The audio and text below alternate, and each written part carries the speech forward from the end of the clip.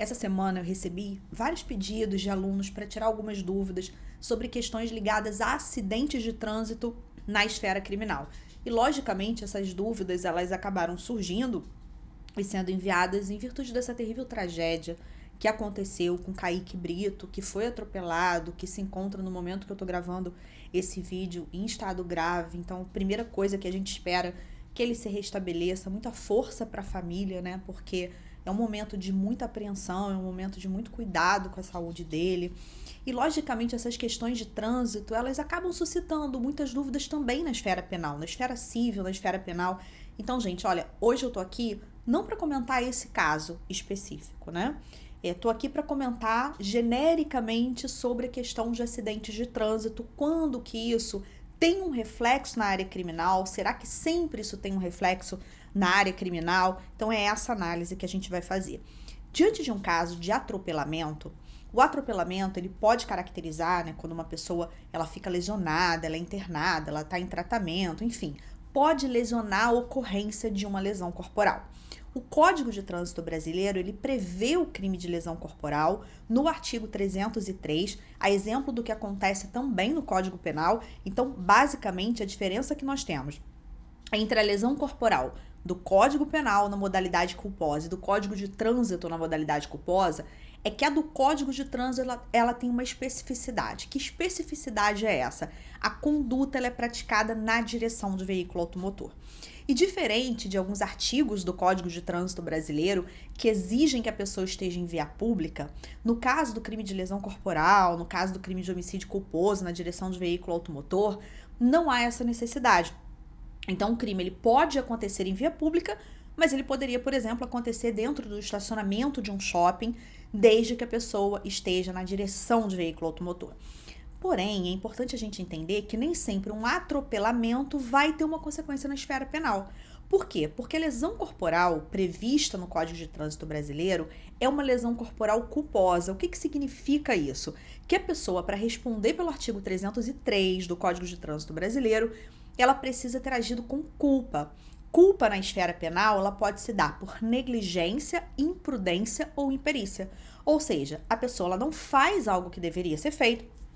Por exemplo, deixar de verificar a manutenção do carro, os freios. Pode ser por imprudência, que é o contrário da negligência, ou seja, ela faz algo que não deveria ser feito. Por exemplo, a pessoa está dirigindo em excesso de velocidade. Ou pode ser por imperícia, relacionado à regra técnica da profissão, como a profissão de motorista, por exemplo. Mas se não há culpa, se diante de um caso concreto, seja esse, seja qualquer outro caso concreto relacionado à esfera de trânsito, relacionado a condutas praticadas na direção de veículo automotor, se não há culpa, nós não podemos encaixar essa conduta dentro, por exemplo, do artigo 303 do Código de Trânsito Brasileiro. Bom, tem lesão corporal no Código Penal? Tem. Mas a lesão corporal do Código Penal, ela é culposa ou dolosa. O que significa a lesão corporal ela ser dolosa? Significa que a pessoa efetivamente quis o resultado ou então que ela assumiu o risco da produção do resultado. Então, imagina que uma pessoa dolosamente, ela quer atropelar alguém, ela joga o carro contra a pessoa e a pessoa se machuca, por exemplo, se lesiona. Essa é uma lesão corporal dolosa. Ela não estaria no Código de Trânsito Brasileiro, porque no CTB nós só temos a lesão corporal praticada a título de culpa, ou seja, com negligência, imprudência ou imperícia. Qualquer lesão corporal dolosa, inclusive na direção de veículo automotor, ela passa a ter previsão dentro do Código Penal Brasileiro. Bom, e se uma pessoa ela atropela outra, mas não há nenhuma dessas duas situações, ou seja, não há dolo, não há culpa. Foi um caso fortuito, foi um motivo de força maior, foi uma situação de culpa exclusiva da vítima. Como que fica essa situação na esfera penal? Na esfera penal não há responsabilidade daquela pessoa que praticou a conduta, daquela pessoa que, por exemplo, acabou atropelando. A gente não pode nem falar ser responsável pelo atropelamento, né? Isso acontece, quando a gente fala ser responsável pelo atropelamento, nas situações em que a gente pode encaixar um desses elementos que eu expliquei para vocês, o dolo ou a culpa. Então, caso contrário, a pessoa que atropela outra, mas sem que haja um desses dois elementos, culpa ou dolo, ela simplesmente não responde na esfera penal. No direito penal, nós temos um princípio chamado princípio da intervenção mínima. Isso significa que o direito penal é a última ratio, ele não vai intervir, né, em toda e qualquer situação, toda e qualquer conduta em que uma pessoa ela tenha, por exemplo, uma espécie de dano. Ela intervém como última ratio em determinadas situações específicas. Em virtude desse princípio, de vários outros princípios, como o princípio da legalidade, por exemplo, em que nós temos que ter uma previsão legal para que alguém possa ser responsabilizado penalmente, nós não temos a possibilidade, por exemplo, de uma analogia em Malum Partem, uma pessoa ser punida sem que haja uma previsão legal, porque há uma previsão parecida. Portanto, se nós não temos previsão na lei, se o direito penal ali por algum motivo resolveu não intervir, não há responsabilidade na esfera penal, tá, gente? Então, recapitulando, crimes de trânsito, nós temos vários.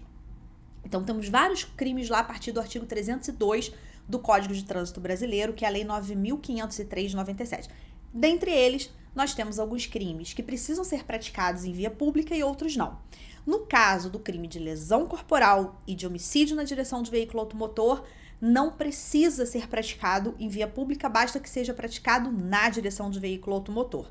Mas lembrando, quando nós estamos falando da lesão corporal, que tem previsão no artigo 303 do Código de Trânsito Brasileiro, essa lesão corporal é uma lesão corporal culposa, ou seja, praticada por negligência, imprudência, imperícia. Se houver dolo, a previsão passa a estar no Código Penal. E naquelas situações em que não há nem dolo e nem culpa, então nós não temos previsão típica. Se nós não temos previsão típica, não há responsabilidade penal. E é lógico que diante de um caso concreto, seja esse, seja qualquer outro caso concreto, é justamente por isso que tem a colheita de provas, que tem análise de vídeo, que tem análise de provas testemunhais, que tem toda uma análise para se aferir justamente se existe dolo, se existe culpa, para que em consequência disso haja efetivamente uma responsabilidade penal.